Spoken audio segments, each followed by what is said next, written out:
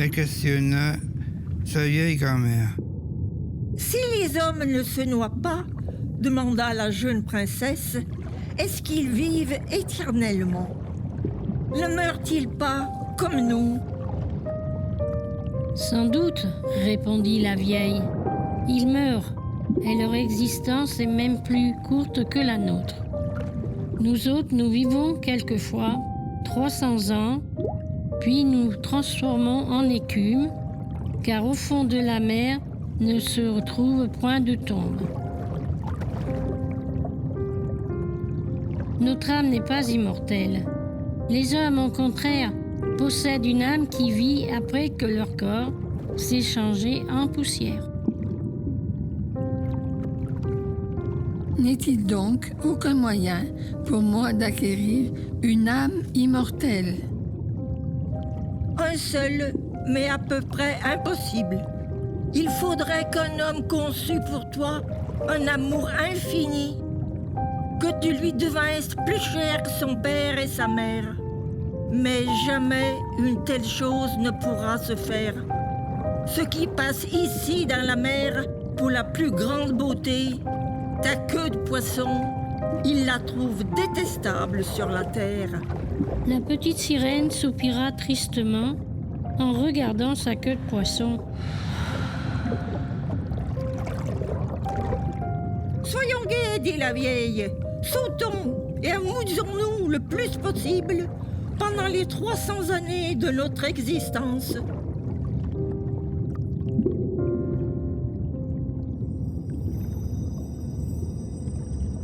Ce soir, il y a bal à la cour. On ne peut se faire une idée sur la terre d'une pareille magnificence. La grande salle de danse tout entière n'était que de cristal. On y voyait nager d'innombrables poissons, couverts d'écailles luisantes comme de la pourpre, de l'or et de l'argent. Au milieu de la salle coulait une large rivière, sur laquelle dansaient les dauphins et les sirènes, au son de leur propre voix qui était superbe. La petite sirène quitta le chant et les rires, sortit tout doucement du château et se dirigea vers les tourbillons mugissants derrière lesquels demeurait la sorcière. Jamais elle n'avait suivi ce chemin. Pas une fleur n'y poussait. La princesse se vit obligée de traverser ces terribles tourbillons pour arriver à la maison de la sorcière.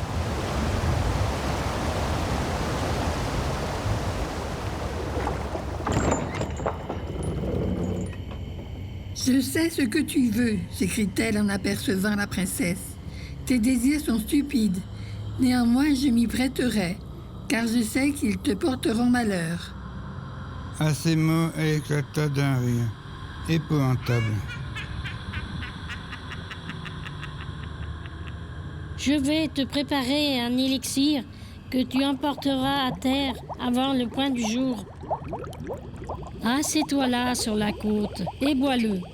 Aussitôt ta queue se retrécira et se partagera en ce que les hommes appellent de belles jambes. Mais je te préviens que cela te fera souffrir comme si l'on te coupait avec une épée tranchante.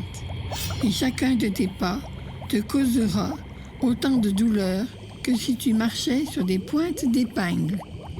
Souviens-toi qu'une fois changé en être humain, jamais tu ne pourras redevenir sirène. Jamais tu ne reverras le château de ton père. Et si le prince ne veut pas faire bénir votre union par un prêtre, le jour où il épousera une autre femme, ton cœur se brisera et tu ne seras plus qu'un peu d'écume sur la cime des vagues. J'y consens, dit la princesse, pâle comme la mort. En ce cas, il faut aussi que tu me payes. Ta voix est la plus belle parmi celles du fond de la mer. Tu penses avec elle enchanter le prince. Mais c'est précisément ta voix que j'exige en Soit, répondit la princesse, et la sorcière lui coupa la langue. La pauvre enfant resta muette.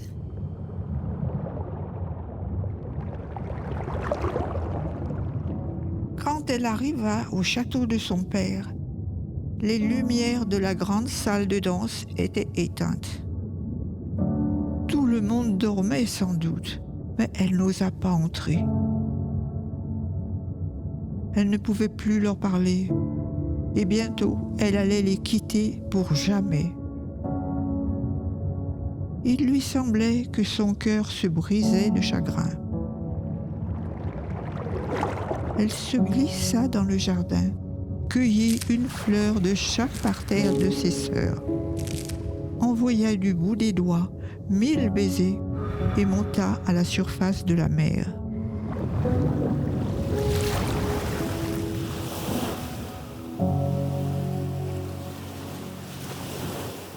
Elle s'assit sur la côte et but l'élixir.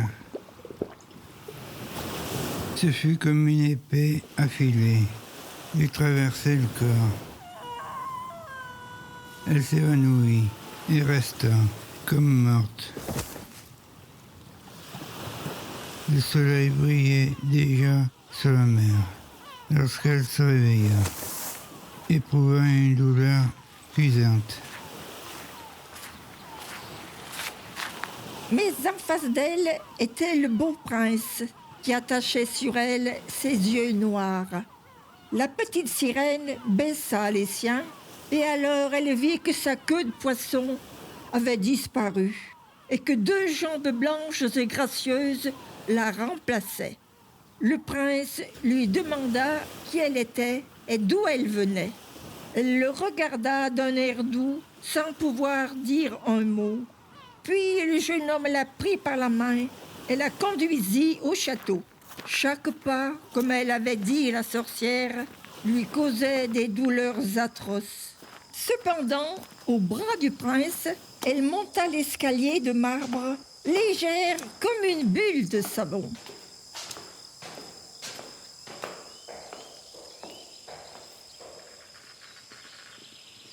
Le lendemain, le prince lui donna un costume d'Amazone pour qu'elle le suivît à cheval. Ils traversèrent ainsi les forêts parfumées et gravirent les hautes montagnes. La princesse, tout en riant, sentait saigner ses pieds.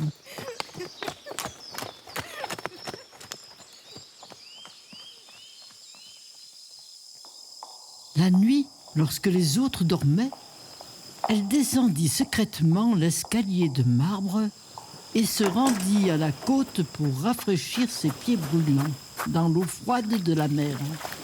Et le souvenir de sa patrie revint à son esprit. Une nuit, elle aperçut ses sœurs se tenant par la main. Elles chantaient si tristement en nageant que la petite sirène ne put s'empêcher de leur faire signe. L'ayant reconnue, elles leur racontèrent combien elle leur avait causé de chagrin. Toutes les nuits, elles revinrent, et une fois elles amenèrent aussi la vieille grand-mère et le roi de la mer. Tous les deux étendirent leurs mains vers leur fille, mais ils n'osèrent s'approcher de la côte.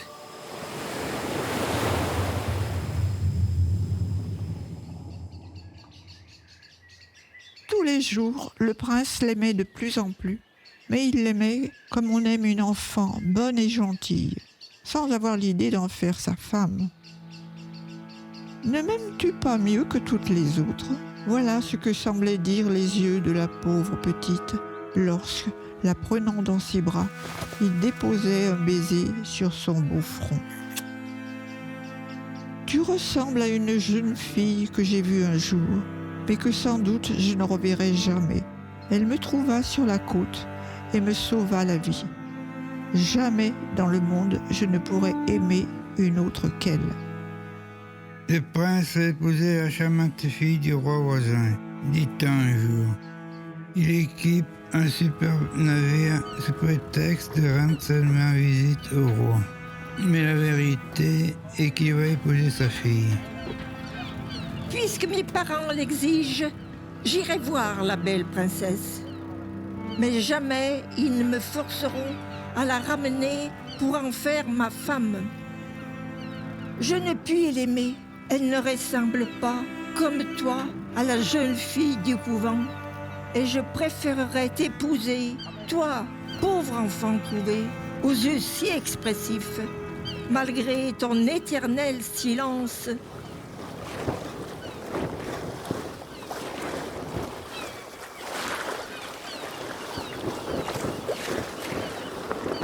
Sur le navire qui les emportait, il lui parla des tempêtes et de la mer en fureur, des étranges poissons et de tout ce que les plongeurs trouvent au fond des eaux. Ces discours la faisaient sourire. Le lendemain, le navire entra dans le port de la ville où résidait le roi voisin. Toutes les cloches sonnèrent.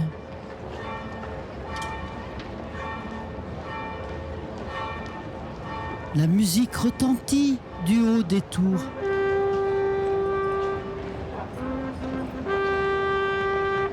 C'est toi, s'écria le prince en l'apercevant. C'est toi qui m'as sauvé la vie sur la côte. Et il serra dans ses bras sa fiancée rougissante. C'est trop de bonheur, continua-t-il en se tournant vers la petite sirène. Mes vœux les plus ardents sont accomplis. Tu partageras ma félicité, car tu m'aimes mieux que tous les autres. Dans la grande église, les deux fiancés se tenaient la main, habillés de soie et d'or. La petite sirène assistait à la cérémonie. Le même soir, les deux époux s'embarquèrent au bruit des salves d'artillerie. Les voiles s'enflèrent et le vaisseau glissa sur la mer limpide. À l'approche de la nuit, on alluma des lampes de diverses couleurs et les marins se mirent à danser joyeusement sur le pont.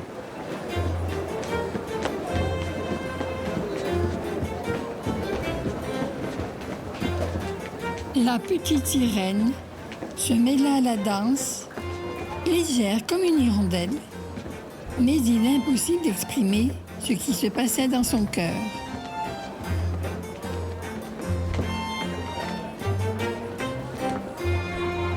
Enfin, le prince et la princesse se retirèrent dans leur tente. Tout devint silencieux. La petite sirène, appuyée au bord du navire, regardait du côté de l'aurore. Elle savait que le premier rayon du soleil allait la tuer. Soudain, ses sœurs sortirent de la mer. Leurs longues chevelures ne flottaient plus au vent, on l'avait coupée. Nous l'avons donnée à la sorcière pour qu'elle te sauve de la mort. Voici un couteau bien affilé. Avant le lever du soleil, il faut que tu l'enfonces dans le cœur du prince. Et lorsque son sang tombera sur tes pieds, ils se réuniront en une queue de poisson et tu redeviendras sirène. Hâte-toi. La petite sirène écarta le rideau de la tente et elle vit la jeune femme endormie, la tête appuyée sur la poitrine du prince. Elle s'approcha d'eux, s'inclina et déposa un baiser sur le front de celui qu'elle avait tant aimé. Elle leva l'arme d'une main tremblante, la lança loin dans les vagues et se précipita dans la mer, où elle sentit son corps se dissoudre en écume.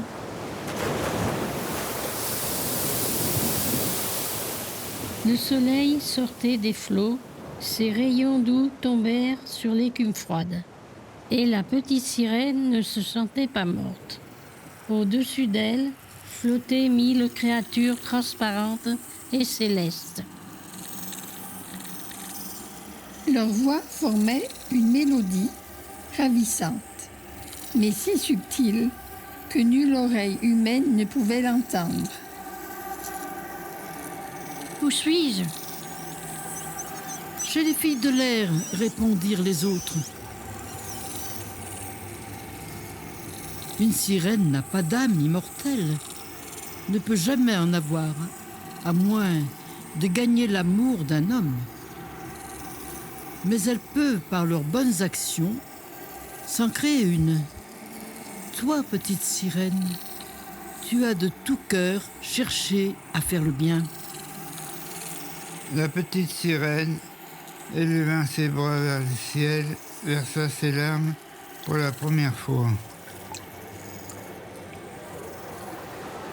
Les accents de la gaieté se firent entendre de nouveau sur le navire. Mais elle vit le prince et sa belle épouse regarder fixement, avec mélancolie, l'écu bouillonnante, comme s'ils savaient qu'elle s'était précipitée dans les flots.